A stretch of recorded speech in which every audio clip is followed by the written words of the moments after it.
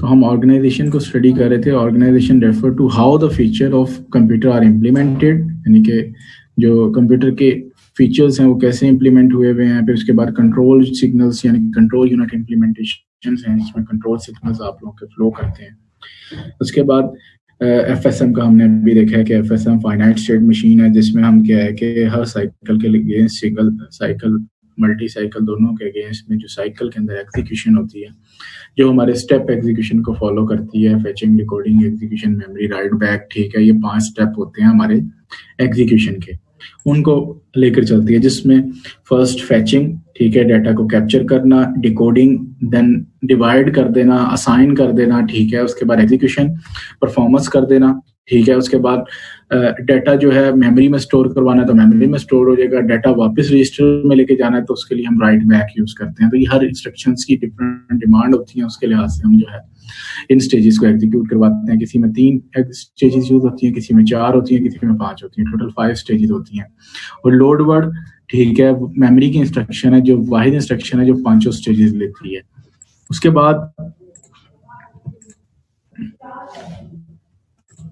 Computer architecture की एक और डेफिनेशन देखते हैं। मैंने बताया कि मैनी डेफिनेशन है जो आप लोगों को मिलेगी, लेकिन यह है कि ये सबसे अच्छी डेफिनेशन थी। Refer to those attribute of a computer visible to a programmer और कंपाइलर, ठीक है। तो उसके बाद उसमें एग्जांपल भी बताइए, instruction set, addressing technique, IO mechanism, ये भी यूज कर सकते हैं। The structure of computer, data mechanical, data machine language programmer must understand, ठीक है। टू बी एबल, तो वो मशीन लैंग्वेज को यूज कर लें, एट्रीब्यूट को एक्टिव वर्ड यूज कर लें, ठीक है, तो दोनों केसेस में एक्सेप्टेबल होगा। To be able to write a correct program for that machine, a family of computers of the same architecture should be able to run the same program, ठीक है। जो फैमिली ऑफ कंप्यूटर है वो कह रहा है कि जो कंप्यूटर आर्किटेक्चर है, जो एक ही फैमिली का हम यूज कर रहे हैं, तो वो सेम प्रोग्राम को रन कर सकते हैं। लेट्स सपोज ये नहीं कि मैं एक फैमिली का प्रोग्राम दूसरे कंप्यूटर पे चला रहा हूँ, दूसरी फैमिलीज के साथ यूज कर रहा हूँ, तो वो एक्सेप्टेबल नहीं होता, ठीक है। तो इसलिए मैंने कहा कि हम ना इसमें एडिटिंग कर सकते हैं, ना कोई चेंजिंग कर सकते हैं, ना इसमें कोई चीज रिमूव कर सकते हैं, ये फिक्स्ड होता है। क्योंकि अगर ये आप लोगों का, अगर इंटेल अपना फैमिली को या अपने आर्किटेक्चर को जो है डिस्प्ले कर देगा, चीजों को शो करेगा, तो सारी चीजें विजिबल हो जाएंगी, उसकी तो कॉपीज बन सकती हैं डुप्लीकेट, जिस तरह बाकी चीजों की डुप्लीकेट बनती आ रही है। तो हम मोबाइल फोन की हार्डवेयर की तो कॉपी कर सकते हैं, लेकिन अंदर प्रोसेसिंग मशीन की कॉपी नहीं कर सकते। आईफोन की आप लोगों ने देखा हुआ इतनी कॉपीज हैं, सैमसंग के हर एक की कॉपीज निकल रही हैं, लेकिन वो हार्डवेयर लेवल तक है, ठीक है, हार्डवेयर है, उस सिस्टम सॉफ्टवेयर तक है, लेकिन जो उसकी प्रोसेसिंग स्ट्रक्चर है, जो उसका आर्किटेक्चर है, उसको हम कॉपी नहीं कर सकते। उसके बाद मूर्स लॉ, तो मूर्स लॉ का कॉन्सेप्ट है, ये नंबर ऑफ ट्रांजिस्टर्स की हमने जो बात की थी, तो मूर्स लॉ का कॉन्सेप्ट देखते हैं। Computer performance has been increase, वो कहता है कि मूर्स लॉ का एक कॉन्सेप्ट है, वो कहता है कि ये जनरेशन का इसमें भी आंसर है कि एवरी ईयर, ठीक है, या एवरी कोई हम एक ग्राफ बना लेते हैं, ईयर का बना लें, 20 ईयर का बना लें, 10 ईयर का बना लें, तो उसके बाद जो है हमारे ट्रांजिस्टर इंक्रीज हो जाते हैं। तो computer performance has been increasing phenomenal over the last 5 decades brought out by Moore's law. वो कहता है कि मोर्स लॉ जो है इसको डिफाइन करता है, ट्रांजिस्टर पर स्क्वायर इंच रफली डबल एवरी 18 मंथ। अगर एवरी ईयर की बात करें तो भी, लेकिन जो पूरा कैलकुलेटेड है, ठीक है, कैलकुलेट किया गया है, वो कैलकुलेट एक परफॉर्मेंस है जो आप लोगों की जो आप लोगों की ग्राफिकल रिप्रेजेंटेशन है, उसमें बताया गया कि 18 मंथ के बाद जो है ना, एवरी 18 मंथ के बाद जो है डबल हो जाते हैं ट्रांजिस्टर, ठीक है।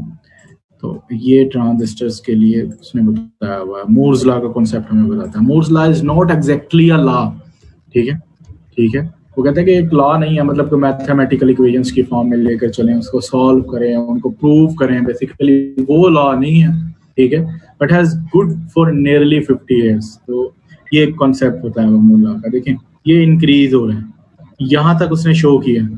तो एवरी 18 मंथ के बाद हमारा जो है वो ट्रांजिस्टर डबल हो जाते हैं, ठीक है। तो ये मूर्स लॉ का कॉन्सेप्ट है। तो हिस्टोरिकल बैकग्राउंड भी उसने शो किया, यहाँ पर देखेंगे तो ज्यादा क्लियर हो जाएगा। तो 1970 के अंदर हमारे पास ये थे, 404 के नाम से कोई आर्किटेक्चर था, उसमें कुछ ये हमारे पास ट्रांजिस्टर थे।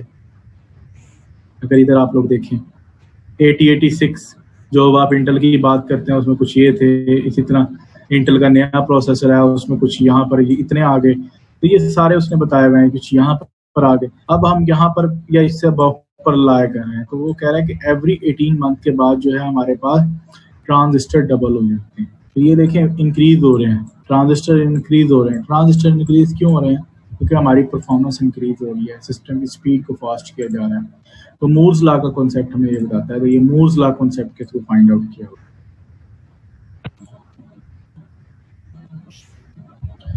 उसके बाद interpreting Moore's law is not about just the density of transistor on a chip that can be achieved।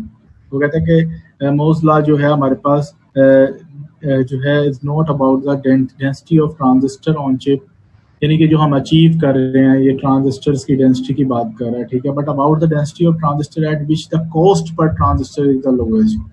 तो हमारे पास डेंसिटी के लिए वो कहते हैं कि इसकी कॉस्ट भी लोएस्ट हो रही है। आप लोग देखेंगे जिस तरह ट्रांजिस्टर इंक्रीज हो रहे हैं हमारा साइज भी इंक्रीज हो रहा है, जो है ना कॉस्ट भी चीपर होती जा रही है। As more transistor are made on a chip the cost to make each transistor reduces, ठीक है। फर्स्ट क्या हो रहा है, कॉस्ट रिड्यूस हो रही है, but the chance that the chip will not work due to a defect rising.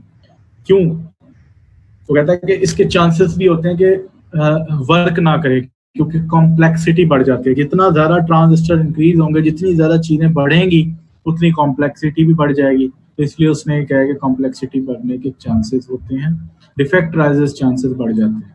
उसके बाद more observed in 1965 there is a transistor density or complexity at which a minimum cost is achieved। तो उसने minimum cost तो achieve की है, लेकिन उसमें यह है कि कॉम्प्लेक्सिटी बढ़ जाती है।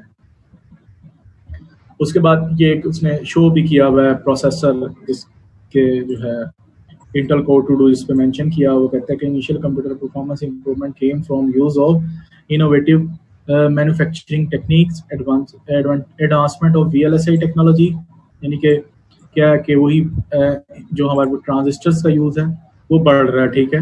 Very large scale integration technology की एडवांसमेंट आ गई इसमें, यानी कि नंबर ऑफ ट्रांजिस्टर इंक्रीज हो रहे हैं, एडवांसमेंट भी हमें यही शो कर रही है।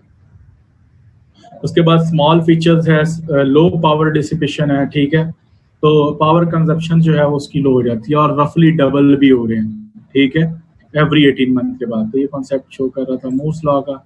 उसके बाद ये करंट चिप मैन्युफैक्चरिंग प्रोसेस, ठीक है, वो कहता है कि जो हमारे पास है कि chip were building using a 500 nanometre जिसमें 0.5 माइक्रोन प्रोसेस हो रहा है। उसके बाद 1975 के अंदर 10 micron process was used. Very large scale integration, VLSI very large scale integration है। वेरी लार्ज स्केल इंटीग्रेशन के अंदर हमारे पास सिर्फ ये स्केल इंटीग्रेशन मीन्स कि इसमें ट्रांजिस्टर्स हैं जिनके कॉम्बिनेशन से डिजाइनिंग हुई हुई है, इम्प्लीमेंटेशन हुई हुई है, ठीक है। हर एक के अंदर चेंज होते हैं। सेकंड जनरेशन में स्मॉल स्केल इंटीग्रेशन थी और मीडियम, फिर थर्ड में आए हमारी ट्रांजिस्टर इंक्रीज हो गए। ट्रांजिस्टर इंक्रीज होने से सिस्टम की परफॉर्मेंस इंक्रीज हो रही है, लेकिन कॉम्प्लेक्सिटी बढ़ रही है। ये मूर्स लॉ बता रहे हैं, मूर्स लॉ के कॉन्सेप्ट से हमें पता लगा। तो वही चीज बता रहा है वो। माइक्रोन प्रोसेस वाज यूज, वो कहता है 1971 के अंदर माइक्रोन बढ़ गए, 10 माइक्रोन हो गए, ठीक है, जो यूज हो रहे हैं। उसके बाद most PC processor are currently fabricated on a 65 nanometre. तो अब जो कहता है कि जो प्रोसेसर मोस्टली फैब्रिकेटेड है वो 65 नैनोमीटर में है और या स्मॉलर प्रोसेसर में। तो साइज भी जो है वो डिक्रीज होता जा रहा है।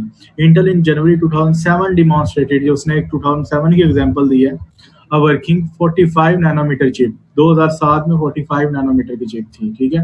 इंटेल जो है ना started mass producing in late 2007 and compare the diameter of an atom is of the order of 0. तो उसने कंपेयर भी किया